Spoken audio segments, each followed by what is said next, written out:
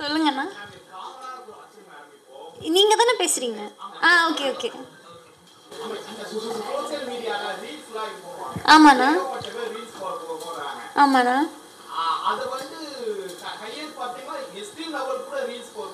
ஓகேண்ணா.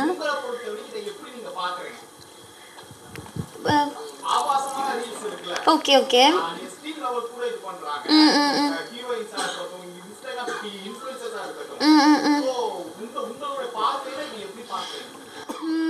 என்னை பொறுத்த வரைக்கும் ரீல்ஸ் ஒரு என்டர்டெயின்மெண்ட் தான்.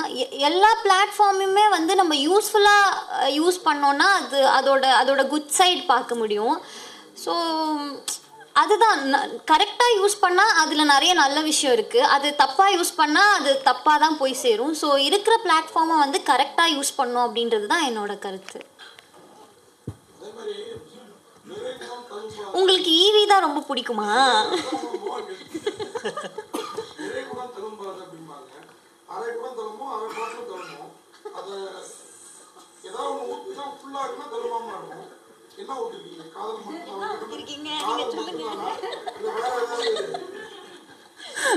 நான் பயங்கரமா கேக்குறீங்கண்ணா.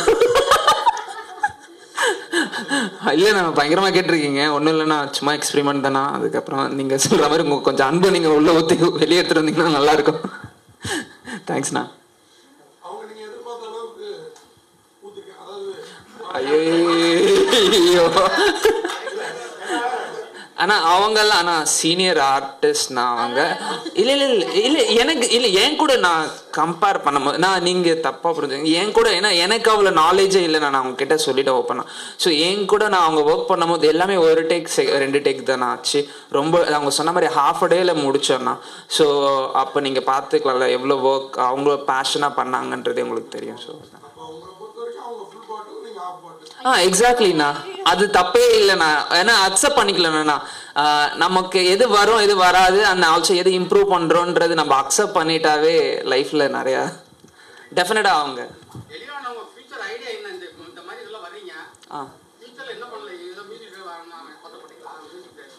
ஆனா சின்ன வயசுல ரொம்பனா இதெல்லாம் ஆசை. நம்ம கிள்ளி கோலி விளையாடிட்டு லைஃப்ல ஒரு மூவி போறதுக்கே கஷ்டப்பட்ட பையனா. நம்ம போய் பார்த்துட்டு இது மாதிரிலாம் பண்ணணும்ன்ட்டு ஒரு பேஷன் இருக்கும் இல்லைண்ணா. அது மாதிரி பண்ணணும்னு பண்ணிட்டு இருக்கேன்னா அது எங்க கூட்டிட்டு போகும்னு தெரியலண்ணா. பண்ணணும்ன்ட்டு எதனா அட்லீஸ்ட் இது மாதிரி எதனா ஒன்று பண்ணணுன்றது ஒரு ஆசை. இது மாதிரி ஆல்பம் சாங்ஸே பண்ணிட்டு இருக்க போறேன். அண்ட் ஃபியூச்சர்ல இன்கேஸ் எனி மூவிஸ் வந்தா ஐ வில் ட்ரை. நான் கண்டிப்பா ட்ரை பண்ணுவேன். நான் மூவி வந்துச்சு.